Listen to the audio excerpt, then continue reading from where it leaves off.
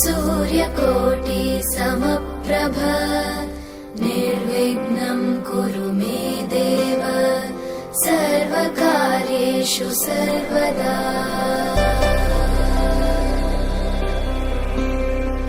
वक्रतुण्ड महाकाय सूर्यकोटि समप्रभ निर्विघ्नं कुरु मे देव सर्वकार्येषु सर्वदा।